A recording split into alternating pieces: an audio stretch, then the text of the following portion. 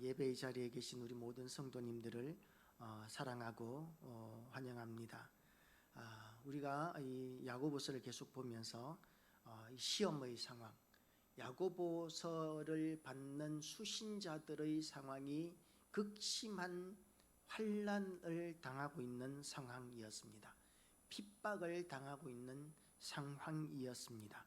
그런 상황에 대해서 이 야고보서는 이 모든 시험들을 당하거든 하나님 앞에 지혜를 구하라고, 후히 주시고 꾸짖지 아니하시는 지혜를 구하라고 하셨고, 또한 인내하라고 이렇게 말씀을 하셨고, 그리고 또한 이 모든 시험을 통해서 주시는 하나님의 목적이 뭐냐 하면, 하나님으로부터 옳다 인정함을 받을 때 이 시험의 상황이 비로소 끝날 수 있다는 것을, 또한 그것이 목적이라는 것을 우리에게 가르쳐 주셨습니다.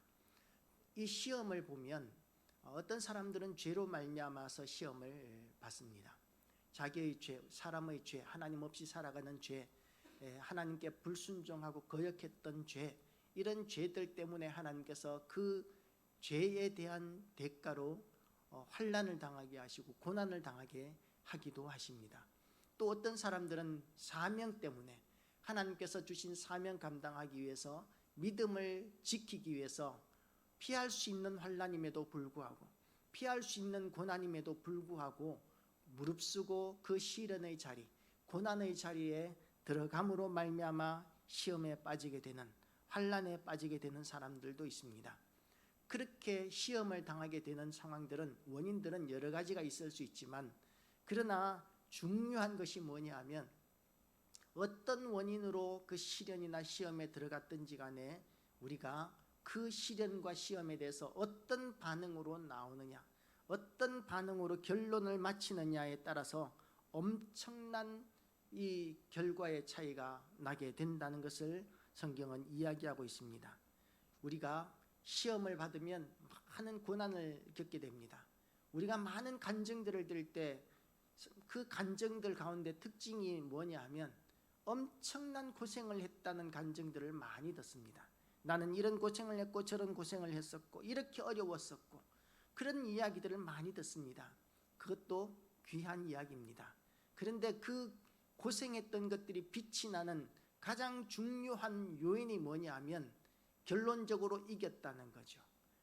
아무리 심한 고난을 겪었다 할지라도 그 고난을 통해서 우리가 하나님 앞에 옳다 인정함을 받는 자리까지 나가지 못했다면, 믿음으로 반응하지 못했다면, 세상 사람들과 똑같은 수준으로 좌절하고 고생하면서 그냥 그 고생을 그냥 참기만 했다면, 오기로 견디기만 했다면, 그것은 하나님 앞에서 별로 내세울 것이 못 됩니다. 시련을 우리가 감당하게 될 때에, 시험을 감당하게 될 때에 우리가 하나님 앞에 내세울 수 있고 자랑할 수 있는 것은, 그런 시련과 고난 가운데서도 나는 믿음으로 이겼습니다 라는 그런 고백을 할 수 있을 때, 그것이 하나님 앞에서 진정한 자랑이 된다는 것이죠. 그것이 끊임없이 이 야고보서가 우리에게 가르쳐 주고 있는 것입니다. 이 시험이 주는 특징 가운데 하나가, 중요한 특징 가운데 하나가 뭐냐 하면, 오늘 본문은 시험은 악과 관련되어 있다는 것입니다. 시험은 악과 관련되어 있다는 것입니다. 사람이 시험을 받을 때 하나님께 시험을 받는다 하지 말지니, 하나님은 악에게 시험을 받지도 아니하시고 친히 아무도 시험하지 아니하시느니라 그랬어요.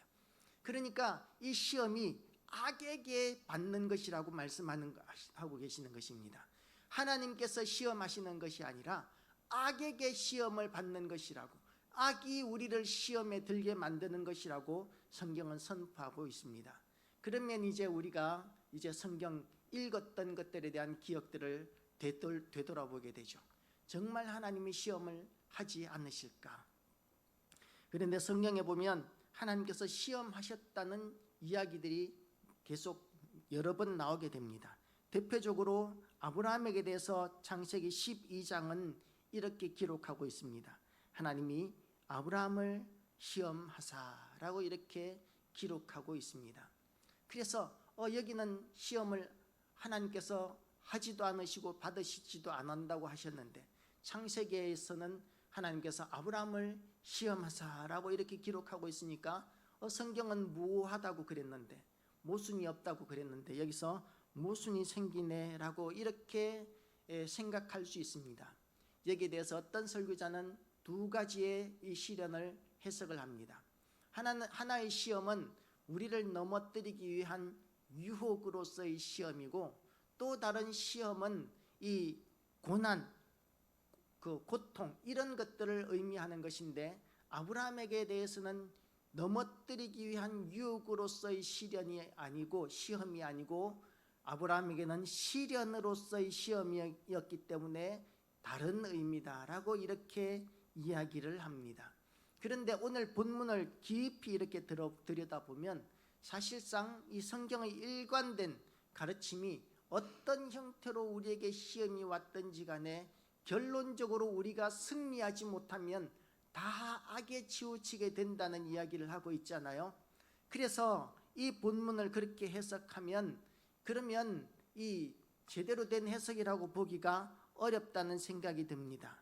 그래서 여기서 이 본문을 시험을 받을 때 하나님께 시험을 받는다 하지 말지니에 대해서 이것을 다르게 조금 해석할 필요가 있습니다. 오늘 본문 악에게 시험을 받지 않는다는 이 말씀을 통해서 이 가르침의 의미가 뭐냐 하면, 믿음이 변질되어서 악의 길로 가는 것, 죄의 길로 가는 것은 하나님께서 계획하시거나 의도하신 것이 아니라는 것입니다.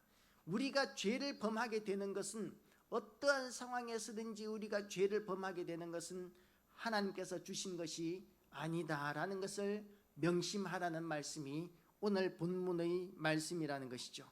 하나님으로 말미암아 범죄하게 된 것이라고 말하지 말라는 것입니다. 우리가 시험에 빠지게 되면 죄에 빠지기 쉽다고 이야기하지 않았습니까?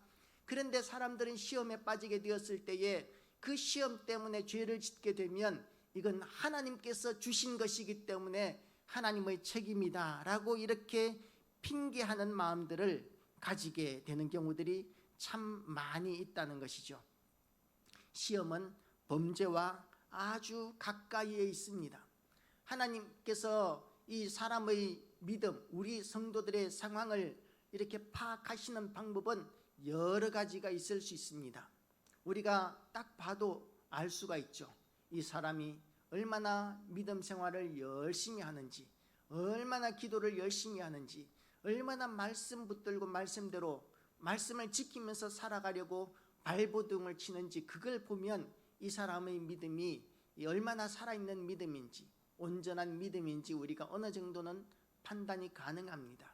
그리고 이 사람이 정말 말씀을 사모하는지, 기도가 살아있는 사람인지, 기도하는 모습을 봐도 이 사람의 신앙이 제대로 되어 있는지, 아니면 지금 시험에 들어 있는지, 그런 상황들을 우리가 알 수 있죠. 악한 일들에 대해서, 죄에 대해서, 사소한 일들에 대해서도 용납하지 않고 거룩하게 살려고 몸부림치는 모습을 보면서 이 사람은 온전한 신앙을 가진, 정말 거룩하기 위해서 몸부림치는 살아있는 신앙인이다 라고 우리는 평가할 수 있습니다. 그런데 우리의 신앙을 평가할 수 있는 가장 완전한 방법으로 하나님께서 사용하시는 게 뭐냐 하면, 그것이 바로 시험을 통해서 성도를 재는 것이다 하는 것입니다. 측정하는 것이다 하는 것입니다. 우리가 학생들의 실력을 측정할 때 시험을 봅니다. 시험을 볼 때 우리가 평소에 수업을 하면서 공부들을 많이 하지만 가장 실력이 급속도로 향상될 때가 언제냐 하면 시험 기간이에요. 시험 기간을 통해서 우리의 신앙은, 우리의 실력은 급성장하게 되죠. 학교 다닐 때 우리가 경험해 보지 않습니까? 이 시험 기간을 통해서 시험 기간이 주는 유익을 우리가 무시할 수 없습니다. 하나님께서도 마찬가지라는 것이죠. 우리의 신앙을 달아보시기 위해서뿐만 아니라 우리를 거룩하게 하시기 위해서 우리를 가루로 만드시는 그런 과정들을 거치실 때가 있습니다. 조흔색이라는 게 있어요.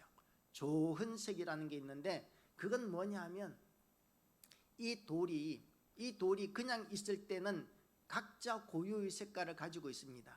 검은색 돌도 있고 노란색 돌도 있고 회색 돌도 있고 하얀색 돌도 있고 그래요. 그런데 그 돌의 색깔을 이제 완전히 가루로 빻아보면 그 본연의 색깔이 나타나는데, 어떤 돌은 갈아보면 흰색이었는데 검은색이 되는 경우들도 있고, 갈아보면 그 회색이 되는 검은 돌이었는데 흰색이 되는 경우들도 있고, 갈아봤더니 붉게 되는 그런 그 돌들도 있어요.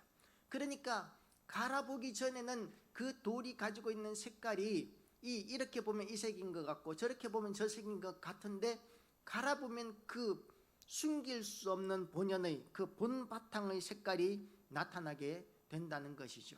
그래서 금의 색깔을, 금의 순도를 측정할 때도 그 좋은 색을 이용합니다.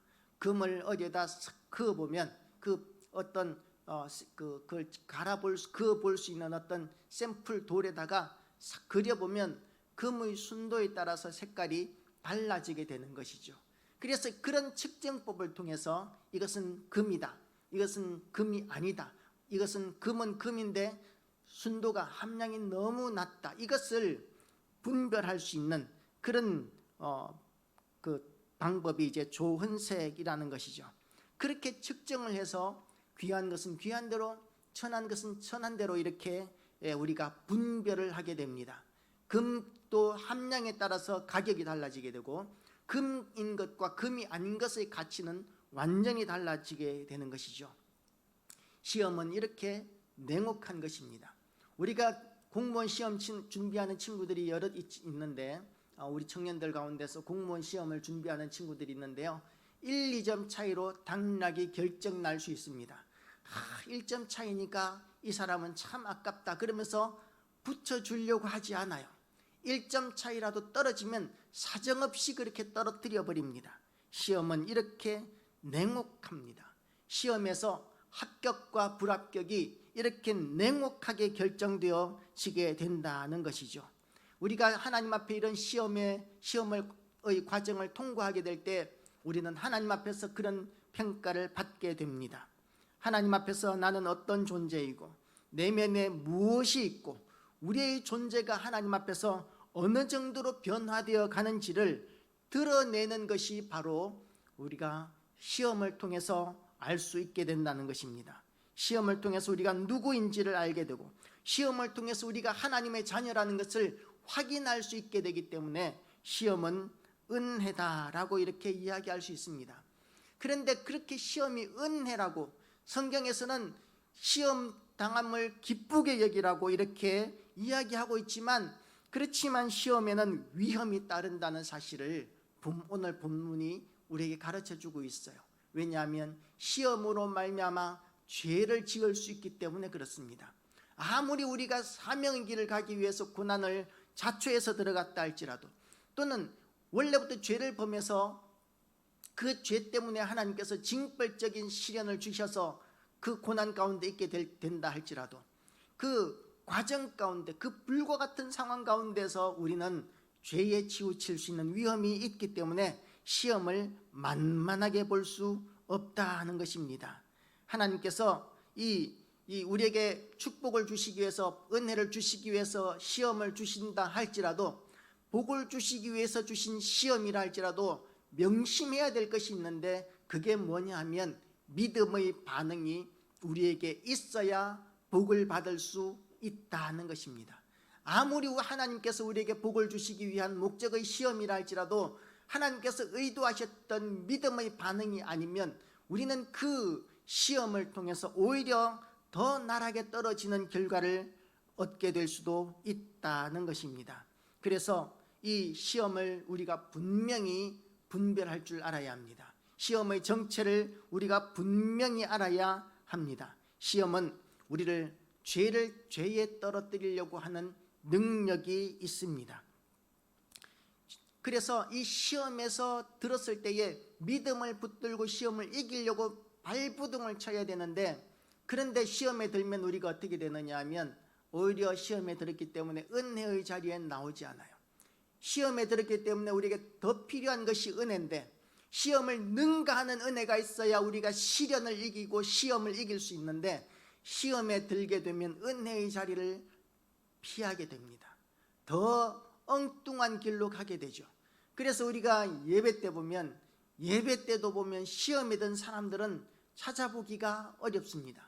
시험에 든 사람들은 예배도 얼마나 잘 빼먹는지 몰라요. 기도의 자리에 더 나와야 되는데 시험에 든 사람들은 기도의 자리에 나오지도 않습니다. 오히려 더 기도하고 더 예배를 사모하고 더 말씀을 붙들어야 되는 그런 정말 어려운 상황, 하늘의 신령한 복이, 신령한 능력들이 부어져야 감당할 수 있는 그런 시험에 들어있는 상황 가운데 있는 사람들이 시험 때문에 오히려 은혜의 자리에 나오지 않는 현상들을 우리가 보게 되는 것이죠. 그렇게 되면 어떻게 됩니까? 자꾸만 더 죄에 치우치고 죄의 길로 가게 되는 것을 보게 된다는 것입니다. 하나님께서 기뻐하시는 현상이 아니라는 것이죠. 우리는 시험을 당하면 시험 가운데서 내가 나의 믿음을 드러내고 또한 말씀 붙들고 말씀대로 감당하는 모습을 보이고 그리고 하나님을 기쁘시게 해드리리라 하는 그런 마음이 있는 반면에, 시험 가운데에서는 그런 고난을 견디지 못하고 오히려 하나님으로부터 도망가고 또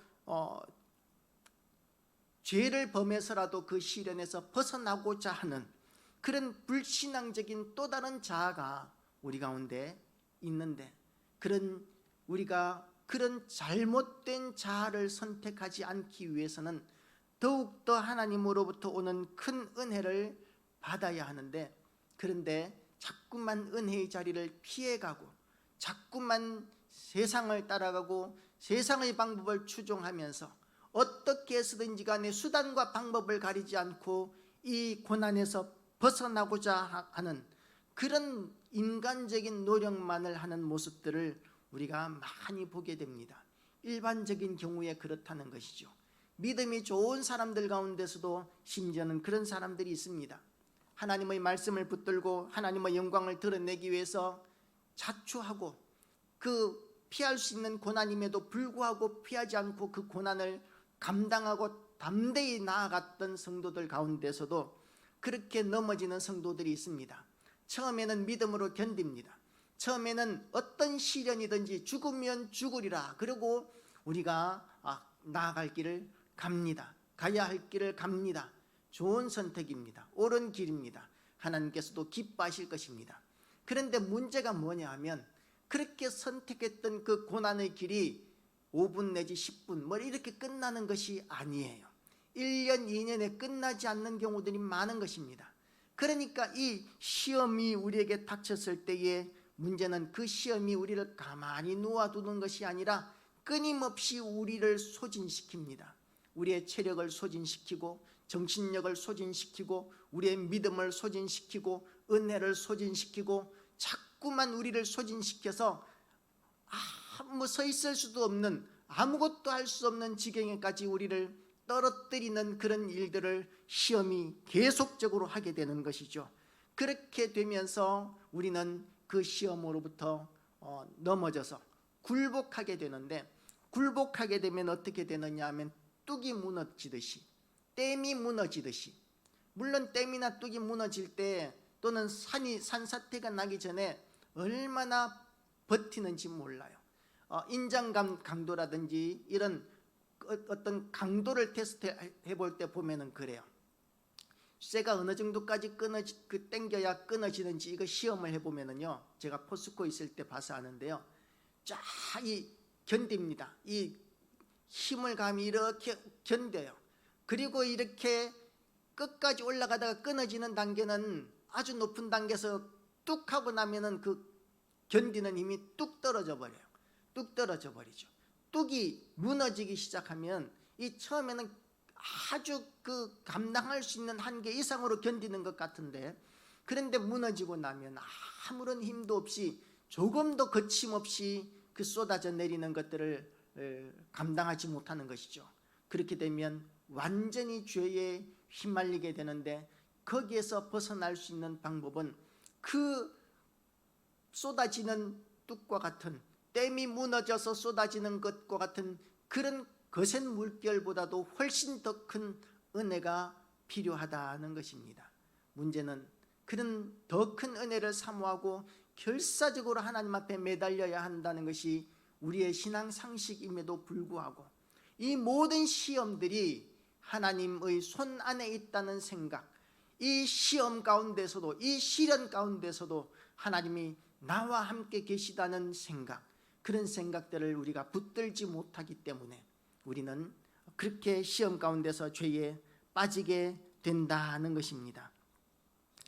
자꾸만 이렇게 시험에 무너지면서 은혜의 자리는 찾아가지 않고 자꾸만 세상 자리로 우리는 더 타락해가고 더 암울한 자리로 내려가게 된다는 것이 성경에도 나타나고 있습니다.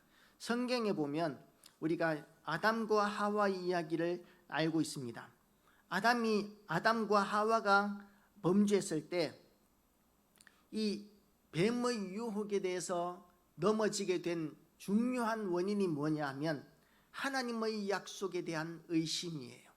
하나님께서 이 선악과를 따먹는 날에는 정령 죽으리라 하고 말씀하셨는데 이 하와는 죽을까 하노라 그렇게 염려하셨다는 것으로 오해를 했었고, 뱀은 또 뭐라고 이야기했느냐 하면 너희가 결코 죽지 않으리라 하고 이렇게 이야기했습니다.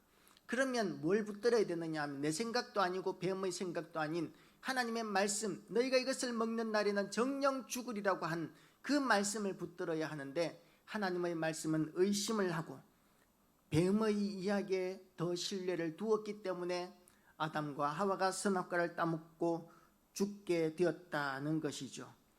하나님께 대한 신뢰의 상실과 유혹에 대한 패배, 그로 말미암아서 아담과 하와가 넘어졌어요. 그리고는 뭐라고 이야기하느냐 하면 하나님이 내게 주셔서 나와 함께 하게 하신 그 여자가 내게 줌으로 먹었나이다 라고 이렇게 이야기합니다. 그러니까 내 책임이 아니고요, 이 여자가 줬기 때문이고요, 이 여자는 하나님이 주셨기 때문에 내가 이걸 먹었잖아요. 그래서 이 여자 때문에 내가 죄를 지었고, 그리고 결국 종범이 있다면, 종범이나 그 배우가 있다면 그건 하나님이시지 내가 아니잖아요. 그렇게 핑계를 대고 있는 것이죠. 그게 바로 죄에 빠진, 시험에 빠진, 오늘 본문이 이야기하고 있는 시험을 받을 때에 내가 하나님께 시험을 받는다라고 이렇게 이야기하는 사람들의 형태라는 것입니다. 사실 아담의 이야기도 일리가 있습니다. 틀린 말이 하나도 없지 않습니까? 하와가 주었잖아요. 아담이 직접 따먹지 않고 하와가 주었지 않습니까? 그리고 또 하나, 이 하와를 누가 주셨느냐 하면 하나님이 주셨잖아요. 하나님이 주셔서 하나님께서 함께하게 하신 이 여자 때문에 내가 이것을 먹었다는 그 말이, 틀린 말이 하나도 없는데 빠진 게 있어요. 그 빠진 게 뭐냐면 자신의 욕심에 이끌려서 미혹에 넘어졌다는 그런 고백이 빠졌습니다. 아담도 결국은 그 뱀의 유혹에 넘어갔던 하와와 같이 하나님께 대한 불신앙, 하나님께 대한 의심, 그리고 뱀의 말에 대한 그 신뢰, 뱀을 오히려 더 믿는 그런 그 태도를 보였는데, 그 원인이 뭐냐 하면 자기 욕심에 이끌린 미혹이었다는 그 고백이 빠져 있는 것이죠. 그렇기 때문에 아담의 결과는 죄로 말미암아 악으로까지 가게 되었다는 것이죠. 어떤 사람은 그 시험을 통해서 끝까지 믿음을 붙들고 선으로 나가는 사람이 있고, 어떤 사람은 시험을 통해서 악으로 나가게 되는 사람들이 있는데, 시험에 들었을 때에 어떻게 반응하느냐에 따라서 방향이 두 갈래 길로 갈라지게 된다는 것입니다. 그렇기 때문에 우리는 고난을 당한다 할지라도 겸비한, 겸손한 그런 성도가 되시기를 주님의 이름으로 축복합니다. 어떤 사람들은 젊어서 고생은 사서도 한다 그러지만 막상 이제 결혼을 하게 될 때 고생 너무 많이 한 사람하고는 결혼하지 말라는 그런 권고들을 합니다. 왜냐하면 고생을 통해서 우리가 다듬어지는 경우들도 있지만 고생을 통해서 어떤 사람들은 그 고생 때문에 더 포악해지는 경우들도 굉장히 많이 있기 때문이죠. 그래서 그 고생, 그 고난의 길을 통과하면서 우리가 믿음으로 우리를 성화하지 않는 사람들은, 악으로 나가게 되는, 막가파식으로 살아가게 되는 경우들이 많이 있다는 것입니다. 또 어떤 사람들은 평안한 가정에서 평온하게 물질적인 어려움도 없이 그렇게 화목한 성장을 하게 되면 이 사람들은 안하무인이 되기 쉽고 교만해지기 쉽다고 이렇게 생각하지만, 그런 환경에서 오히려 온유하고 겸손한 사람들도 많이 있습니다. 언젠가 그 인터넷에서 제가 어떤 글들을 보는데, 이 배달하는 사람이 올린 글을 봤는데, 그 사람이 이렇게 이야기를 해요.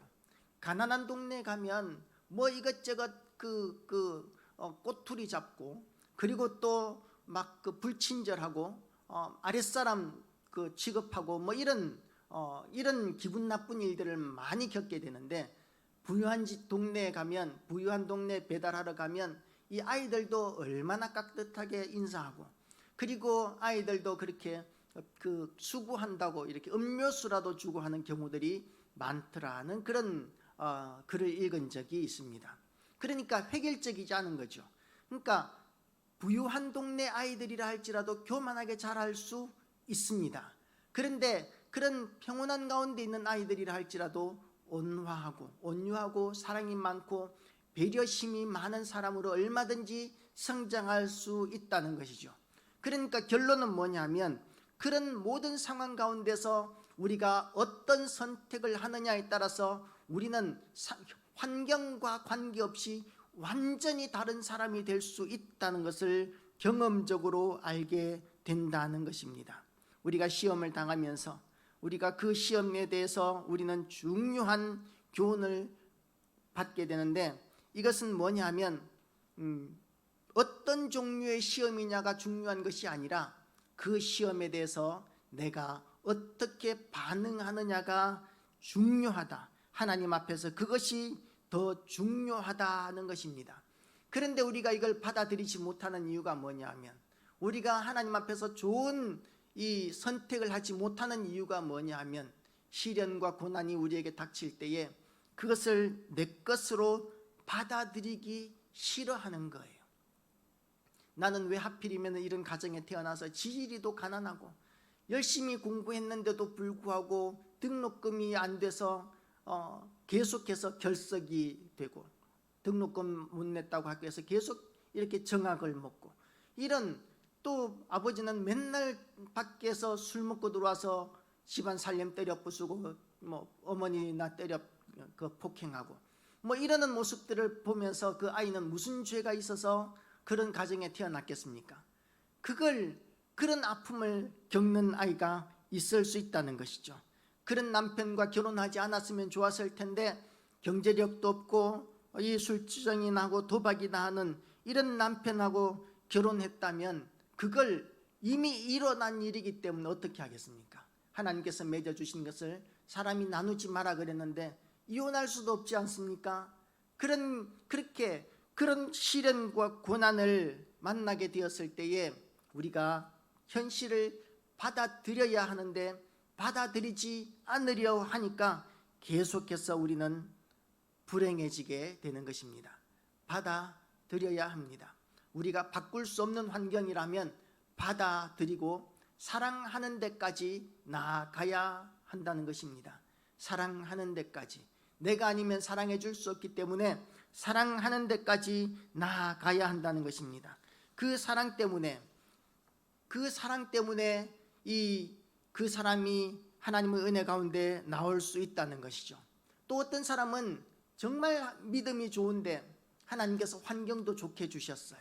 그래서 건강하고 물질적인 어려움도 없고 그리고 평온하게 그렇게 잘 자랐고 하나님의 은혜도 풍성하게 부어져서 믿음도 좋은데, 그런데 하나님께서 그렇게 주시는 이유가 뭘까? 그렇게 의아해할 만한 사람들도 있습니다. 하나님께서는 결코 공짜가 없습니다. 분명히 그 사람은 하나님께서 또 다른 곳으로 보내신다는 것이죠. 파송한다는 것이죠. 먼저 은혜를 받았기 때문에 우리는 받아들일 수 없는 환경도 인정하고 받아들여야 합니다. 왜냐하면 그곳이 하나님께서 우리를 보내신 사명의 자리이기 때문에 그렇습니다. 사명의 자리입니다. 내가 아니면 그곳에서 사명을 감당할 사람이 없기 때문에 하나님께서 나를 그 자리에 두셨습니다. 다른 사람 부러워할 필요 없습니다. 그들이 아무리 좋은 여건 가운데 있다 할지라도 하나님께서 그들에게 은혜를 그렇게 부어주신다면 부어주신 그 은혜를 분명히 사명을 위해서 사용하실 곳이 있기 때문에 하나님께서는 그렇게 은혜를 계속해서 부어주신다는 것을 우리가 알아야 한다는 것입니다. 시험을 받으면서 우리가 생각해야 할 것은 어떤 종류의 시험이든지 반드시 죄와 깊은 관련이 있다는 사실을 우리는 알아야 합니다. 예를 들면 우리가 암에 걸려서 병원에서 수술을 합니다. 우리 집사람도 수술한 적이 있는데요. 수술하려면 피부를 절개를 하죠. 절개를 하고 그 암세포를 이제 잘라냅니다. 잘라내면 잘라내고 나서는 이제 다 이제 봉합을 하고 그리고 이제 집죠. 그 마무리를 하죠. 그러면 그 상처를 가만히 놔두면 안 됩니다. 염증이 생기지 않도록 계속해서 항생제를 투여하고 소독을 해주고 치료를 해줘야 된다는 것이죠. 암세포는 사라졌지만 수술했던 그 자리는 계속해서 오염될 수 있기 때문에 상처가 더 커질 수 있기 때문에 계속해서 치료를 해줘야 됩니다. 그 상처는 자기가 잘못해서 사고로 말미암아 까지든지 찢어지든지 한 그런 상처와 다르지 않다는 것이죠. 오염될 수 있는 가능성은 마찬가지라는 것입니다. 수술을 위해서 살을 절개한 것은 선한 일이고 좋은 일이지요. 그리고 사고로 말미암아 찢어지고 다친 것도 그것은 나쁜 일이죠. 근데 결과는 어떠냐 하면 두 가지의 상처 다 치료해 주지 않으면, 제대로 관리하지 않으면 염증이 생기고 오염될 수 있다는 것이죠. 파상풍이 될 수 있다는 것입니다. 그렇기 때문에 시험도 어떤 형태의 시험이든지 간에 우리는 이 좋은 형태로 잘 아물어 갈 수 있도록 우리의 반응이 좋은 반응이 될 수 있도록 믿음으로 반응하는 것, 하나님의 은혜로 반응하는 것으로 우리가 나아가야 한다는 것입니다. 우리가 만약에 믿음이 사라지게 되면, 시험 때문에 패배하게 되면 필연적으로 죄에 빠져서 아담이 했던 것처럼 아내를 원망하고 사람을 원망하고 환경을 원망하고 그리고 심지어는 하나님까지 원망하면서 내가 범죄한 것은 하나님 때문이지 않느냐고 그러면서 막가파식으로 그렇게 살아가는 단계까지 나갈 수 있다는 것입니다. 그러나 성경이 보여주는 온전한 성도의 모습은 어떤 모습이냐 하면 고난 속에서도 평안을 누리고 고난을 감당해 나가는 성도가 되라고 말씀하십니다. 고난이 있다고 해서 우리가 넘어지는 것이 성도의 모습이 아니라 성경에서는 이렇게 이야기합니다. 사망아, 너희 쏘는 것이 어디 있느냐고 이렇게 선포하는 사람이 성도라고 이야기합니다. 죽음이 다가오는데도 죽음아 오라 하고 소리칠 수 있는 사람이 성도라고 이야기합니다. 고통이 다가오는데도 이 고통이 지나고 나면 영광의 주님을 뵈리라, 이런 소망을 가지는 사람이 성도라고 이렇게 이야기합니다. 성도는 이 감당할 수 없는 시험이 우리에게 닥친다 할지라도 하나님을 바라보면서 감당하고 믿음으로 반응하면서 감당하여 이기는, 시험보다 더 큰 은혜의 자리로 나아가는 그런 사람들이어야 온전한 성도라고 성경은 이야기하고 있는 것입니다. 예외적인 것이 아닙니다. 예외적인 사람들만 그렇게 사는 것이 아닙니다. 예수 그리스도께서 우리를 위해서 십자가에 못 박혀 죽으신 이유가 시험 가운데서 우리가 그렇게 허우적거리면서 넘어지는 그 수준을 용납하기 위해서 십자가에 못 박혀 죽으신 것이 아니고, 시험과 시련이 우리에게 닥쳐올지라도 그 시험과 시련을 감당해서 이길 수 있는 승리자가 되게 하시기 위해서 우리를 위해서 십자가에 못 박혀 죽으셨습니다. 그런데 너무 많은 사람들이 싸워서 이겨야 될 것은 생각하지 않고 그 시련과 고난을 이를 악물고 참는 것까지만 배운 거예요. 이를 악물고 참는 것, 오기로 참는 거예요. 믿음으로 참는 것이 아니고 오기로 참는 것, 그 수준을 넘어서지 못합니다. 이것은 그리스도인의 풍성한 삶이 나타나지 않는 수준의 신앙이다라는 것입니다. 우리의 믿음이 성숙해지고 그리고 온전해지게 되면 평안한 삶 가운데서 다른 하나님이 주시는 평강과 삶을 누리는 것이 아니라 그런 하나님께서 주신 모든 좋은 것들을 가지고 사명의 길로 나아가게 하시려고 우리 주님께서는 십자가에 못 박혀 죽어 주셨다는 것입니다.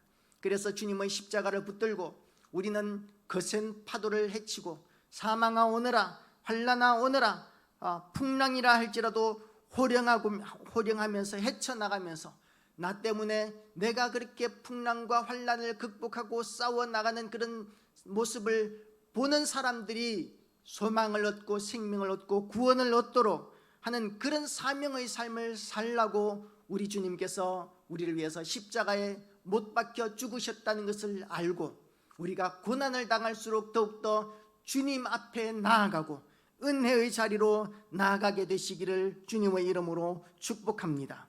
우리가 이렇게 시험 가운데서 쉽게 넘어지는 가장 중요한 이유가 뭐냐면 시험에 들게 되면 우리가 철저하게 외로워지게 됩니다.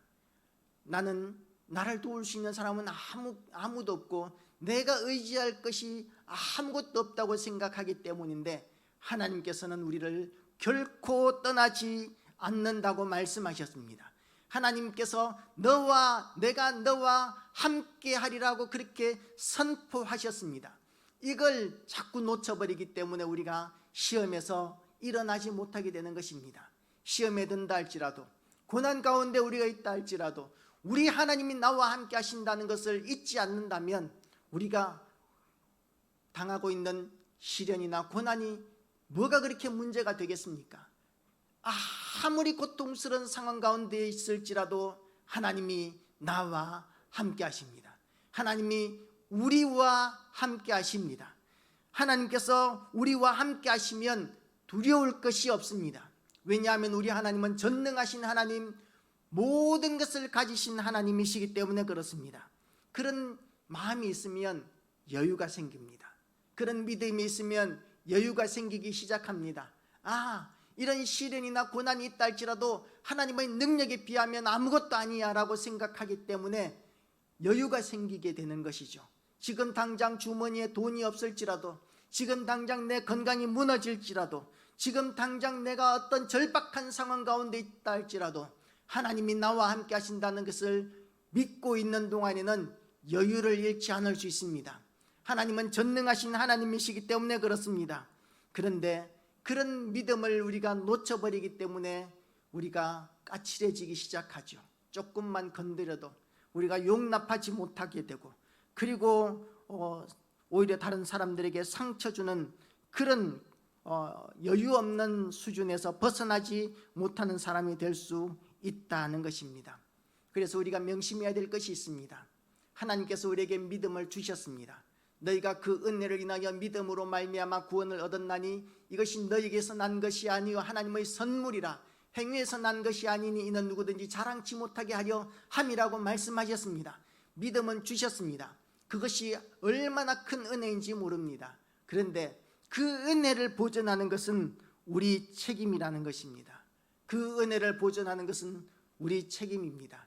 믿음을 끝까지 붙드는 것, 죄에 빠지지 않고 끝까지 말씀대로 살려고 몸부림쳐야 할 사람은 우리입니다. 말씀이 저절로 해주지 않습니다. 성령께서 저절로 우리를 그렇게 가도록 기계처럼 우리를 사용하지 않으십니다. 우리가 피 흘리기까지 싸우면서 이 악한 일에 빠지지 않겠다고, 내가 이 고난에서 조금만 죄를 용납하면 이 고난을 벗어날 수 있다 할지라도 어떤 대가를 치르더라도 내가 믿음만은 손해보지 않고 하나님의 말씀만큼은 내가 결코 양보하지 않겠다는 그런 믿음으로 싸워나갈 때 하나님께서 우리를 기뻐하시고, 그리고 하나님께서 우리에게 은혜를 베풀어 주십니다. 모든 선지자들이 그렇게 싸워 나왔었습니다. 얼마나 많은 핍박들이 있었습니까? 선지자들에게 하나님의 말씀을 제대로 선포한 것밖에는 잘못한 것이 없는데 얼마나 많은 핍박을 당하고 얼마나 많은 고난을 당하고 얼마나 많은 선지자들이 순교했는지 모릅니다. 그러나 그들에게 하나님의 은혜가 있었습니다. 하나님, 지금도 내가 이렇게 어려운 가운데 주님 앞 살다가 왔지만 그러나 이 모든 일들을 감당할 수 있었던 것은 하나님의 은혜였습니다. 그리고 하나님께서 함께 하시는 한은 내게 능치 못한 일이 없는 줄로 믿습니다 라고 하나님 앞에 나아갈 때에 하나님께서는 끊임없이 그들에게 은혜를 주셨고 그리고 이기게 하시고 승리하게 하시고 사명을 감당하게 하셨습니다. 우리에게 하나님께서 시험을 주실 때에 끝까지 믿음을 붙들고 사명 감당하는 그런 몸부림을 쳐야 할 사람은 하나님이 아니라 우리입니다. 내가 감당해야 됩니다. 무엇을 붙들어야 하느냐 하면 하나님이 나를 결코 떠나지 않으신다는 사실을 우리가 붙들어야 합니다. 그렇지 않고 환경에 따라서 계속 시험만 바라보고 있으면 우리는 결코 시험에서 벗어날 수 없습니다. 시험에서 벗어나기를 원한다면 하나님 앞에서 단판 지어야 합니다. 하나님 앞에 은혜를 구해야 합니다. 더 큰 은혜를 구해야 합니다. 우리가 당하고 있는 시험보다도 더 큰 은혜를 하나님 앞에 구해서 받아야 합니다. 그래야 시험에서 벗어날 수 있고 하나님께서 우리에게 주시기를 원하시는 풍성한 삶을 살 수 있고 하나님께서 우리에게 주신 사명도 감당할 수 있기 때문에 우리가 만약에 시험 가운데 있다면 우리가 주님 앞에 나오시고 주님 앞에 해결하시기를 축복합니다. 기도하면 하나님께서 그런 성도들의 기도에 응답해 주실 것입니다. 명심해야 할 것이 또 하나 있는데 그게 뭐냐 하면 시험을 우리에게 주시는 하나님의 마음입니다. 나한테 왜 하필이면 이런 고난을 주시는가 그 의문만 가지는 것이 아니라 하나님께서 나에게 어떤 마음으로 이런 시련을 주시고 이런 시험을 통과하게 하시는지를 우리가 깊이 묵상하고 그리고 그런 하나님의 마음을 알게 될 때에 우리는 하나님의 뜻에 합당한 기도가 터지게 될 것이고 하나님께서 주시는 놀라운 은혜를 누리게 될 것입니다. 우리가 그냥 막무가내로 하나님 이 상황이 끝나게 해 주시옵소서가 아니라 하나님께서 이 일을 우리에게 허락하신 그 선하신 목적이 무엇인지를 깊이 묵상하는 가운데서 하나님과 깊은 교제가 이루어지게 되시기를 주님의 이름으로 축복합니다. 기도하시겠습니다. 사랑이 많으신 하나님 아버지,